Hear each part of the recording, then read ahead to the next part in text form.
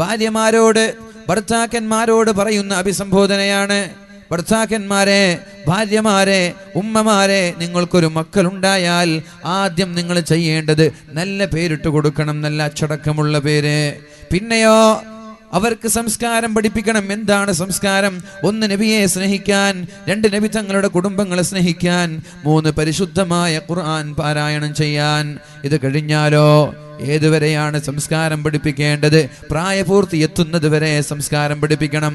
പ്രായപൂർത്തി എത്തുന്നത് വരെ, ആണുങ്ങളാണെങ്കിൽ ഒരു 16 വയസ്സ് വരെ, പെണ്ണുങ്ങളാണെങ്കിൽ ഒരു 13 വയസ്സ് വരെ, പ്രായപൂർത്തി എത്തുന്നത് വരെ സംസ്കാരം, അദബ് പഠിപ്പിച്ചു കൊടുക്കണം, മര്യാദ പഠിപ്പിച്ചു കൊടുക്കണം. ഇത് ഉമ്മമാരുടെ ബാധ്യതയാണെന്ന് പരിശുദ്ധ റസൂലുള്ളാഹ്. ഇനി പ്രായപൂർത്തി എത്തിയാൽ ഉമ്മമാരുടെ ബാധ്യത കഴിഞ്ഞിട്ടില്ല, ഉമ്മമാരുടെ ദൗത്യം അസ്തമിച്ചിട്ടില്ല. ഉമ്മമാരോട് അല്ലാഹുവിന്റെ ഹബീബ് പറയാണ്, പ്രായപൂർത്തിയെത്തിയാൽ, ഒരു പെണ്ണിന് 15 വയസ്സ് കഴിഞ്ഞാൽ, ഒരു ആണിന് 18 വയസ്സ് കഴിഞ്ഞാൽ, അഥവാ പഠനം കഴിഞ്ഞാൽ എന്ന് വെച്ചാൽ പഠനം പൂർത്തിയായാൽ പിന്നെ കല്യാണത്തെ കുറിച്ചാണ് ആലോചിക്കേണ്ടത്. ഉടനെ കല്യാണം കഴിച്ചു കൊടുക്കണം. പ്രായപൂർത്തിയെത്തി, കല്യാണത്തിന്റെ സമയമായി. ഒരു പെണ്ണിന് 16, ഒരു ആണിന് 22, ഒരു പെണ്ണിന് 18 വയസ്സ്. ഇന്ത്യ ഗവൺമെന്റിന്റെ, നമ്മുടെ രാജ്യത്തിന്റെ, നമ്മുടെ സർക്കാരിന്റെ നിയമപ്രകാരം ഒരു പെണ്ണിന് 18 വയസ്സായി, ഒരു ആണിന് 22 വയസ്സായി. ഉമ്മമാരോ ഉപ്പമാരോ കല്യാണം കഴിച്ചു കൊടുക്കാൻ തയ്യാറായില്ല, അതിനുവേണ്ടി പ്രോത്സാഹിപ്പിച്ചില്ല, അതിനുള്ള സജ്ജീകരണങ്ങൾ ഒരുക്കിയില്ല. ആ പെണ്ണോ ആ ആണോ തെറ്റ് ചെയ്താൽ, ആ പെണ്ണ് തൻ്റെ ക്ലാസ്മേറ്റിനോട് ചാറ്റ് ചെയ്താൽ, തൻ്റെ കൂടെ പഠിക്കുന്ന ആൺകുട്ടികളോട് ചാറ്റ് ചെയ്താൽ, തൻ്റെ നാട്ടുകാരോട്, തൻ്റെ കാമുകന്മാരോട് പെണ്ണ് ചാറ്റ് ചെയ്താൽ, അതുപോലെ 22കാരനായ ചെറുപ്പക്കാരൻ തൻ്റെ കാമുകിമാരോട് സംസാരിച്ചാൽ, വീഡിയോ കോൺഫറൻസ് നടത്തിയാൽ, ഫോട്ടോകൾ കൈമാറിയാൽ, അവരുടെ കൂടെ കറങ്ങാനും നടക്കാനും സഞ്ചരിക്കാനും ജ്യൂസ് കുടിക്കാനും സിനിമ കാണാനും വേണ്ടി അവർ 2 പേരും പോവാൻ തുടങ്ങിയാൽ,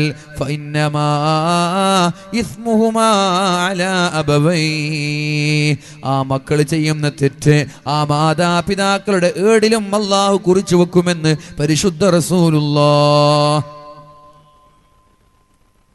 ഉപ്പമാരുമ്മമാരൊക്കെ ശ്രദ്ധിച്ചോ?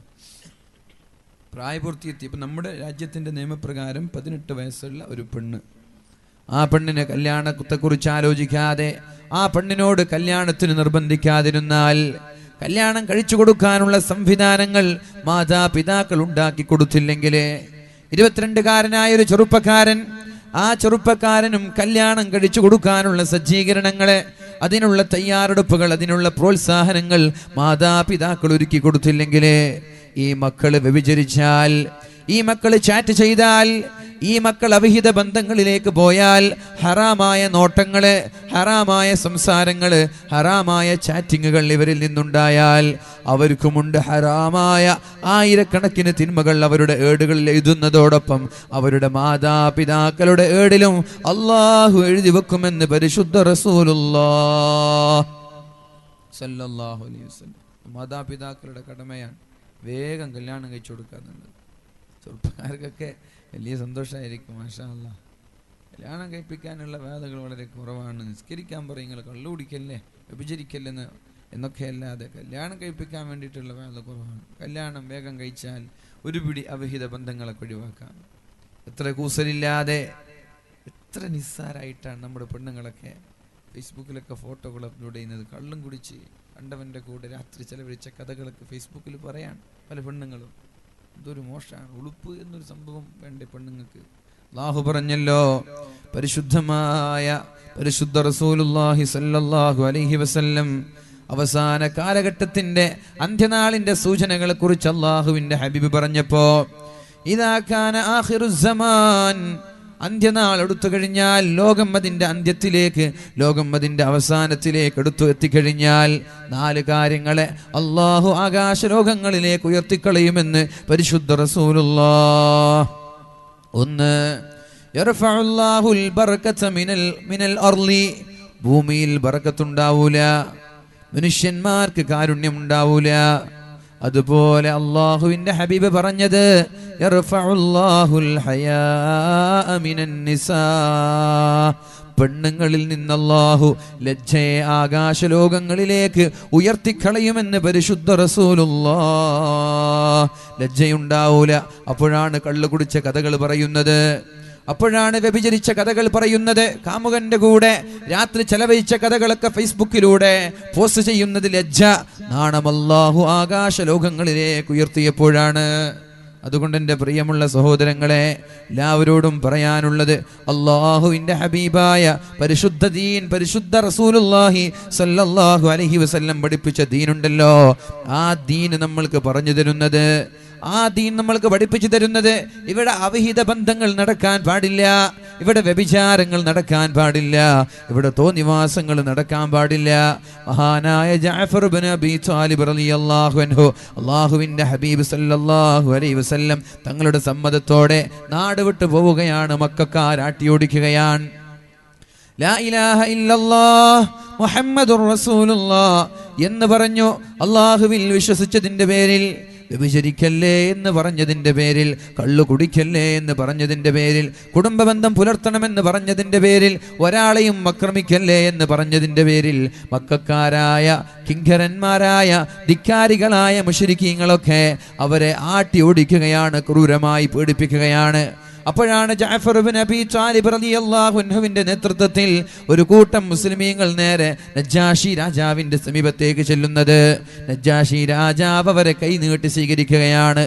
മക്കയിൽ നിന്ന് ആട്ടി ഓടിച്ചവരാണ്, മക്കയിൽ നിന്ന് ഓടിച്ചു വിട്ടതാണ്, അടിച്ചു വിട്ടതാണ്. നജാശി രാജാവ് കൈയും നീട്ടി സ്വീകരിച്ചു.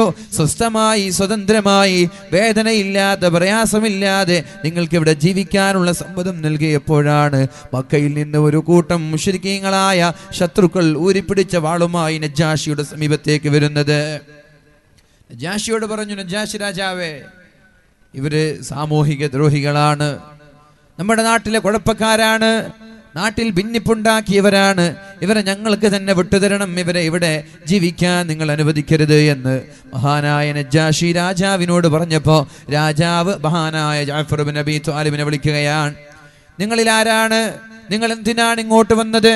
നിങ്ങളുടെ മതമെന്ത് എന്ന് പഠിപ്പിക്കാനും പ്രഭാഷണം നടത്താനും വിളിച്ചപ്പോ മഹാനായ ജഅഫർ ഇബ്നു അബീ ത്വാലിബ് റളിയല്ലാഹു അൻഹു പറഞ്ഞത്, നജ്ജാശി രാജാവേ, ഞങ്ങൾ വ്യഭിചരിക്കുന്നവരായിരുന്നു.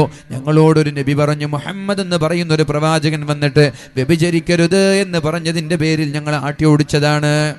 ഞങ്ങൾ കള്ളു കുടിക്കുമായിരുന്നു. മുഹമ്മദ് നബി സല്ലല്ലാഹു അലൈഹി വസല്ലം ഞങ്ങളോട് പറഞ്ഞു കള്ളു കുടിക്കരുത് എന്ന് പറഞ്ഞതിൻ്റെ പേരിൽ ഞങ്ങൾ ആട്ടി ഓടിച്ചതാണ്. പലിശ തിന്നുമായിരുന്നു, യുദ്ധം ചെയ്യുമായിരുന്നു, കുടുംബബന്ധം മുറിക്കുന്ന ആളുകളായിരുന്നു. സ്വന്തം ജ്യേഷ്ഠന്മാരോട്, സ്വന്തം മനുഷ്യന്മാരോട് വരെ യുദ്ധം ചെയ്യുന്ന ആളുകളായിരുന്നു ഞങ്ങള്. യുദ്ധം ചെയ്യാൻ ആരെയും കിട്ടിയില്ലെങ്കിലോ, യുദ്ധം ചെയ്യാൻ രണാങ്കണത്തിലിറങ്ങി ധീരമായി പോരാടാനും യുദ്ധം ചെയ്യാനും ആരെയും കിട്ടില്ലെങ്കിൽ സ്വന്തം ജ്യേഷ്ഠന്റെ വീട്ടിലേക്ക് മാർച്ച് ചെയ്യുമായിരുന്നു, സ്വന്തം മനുഷ്യന്റെ വീട്ടിലേക്ക് മാർച്ച് ചെയ്യുമായിരുന്നു. എന്നിട്ട് ജ്യേഷ്ഠനോട് യുദ്ധം ചെയ്യുമായിരുന്നു ഞങ്ങള്. അപ്പോഴാണ് അല്ലാഹുവിന്റെ ഹബീബായ മുഹമ്മദുർ റസൂലുള്ളാഹി സ്വല്ലല്ലാഹു അലൈഹി വസല്ലമ തങ്ങൾ വന്നിട്ട് പറഞ്ഞത്, നിങ്ങൾ കുടുംബബന്ധം പുലർത്തണമെന്ന് പറഞ്ഞത്. അങ്ങനെ കുടുംബബന്ധം പുലർത്തിയതിന്റെ പേരിലാണ് ഞങ്ങളെ നാട്ടിൽ നിന്ന് ആട്ടിയോടിച്ചത് എന്ന് മഹാനായ ജഅഫർ ഇബ്നു അബീ ത്വാലിബ് റളിയല്ലാഹു അൻഹു പറഞ്ഞപ്പോഴാണ് നജാശി രാജാവ് മക്കയിൽ നിന്ന് വന്ന ശത്രുക്കളെ ആട്ടിയോടിക്കുന്നത്.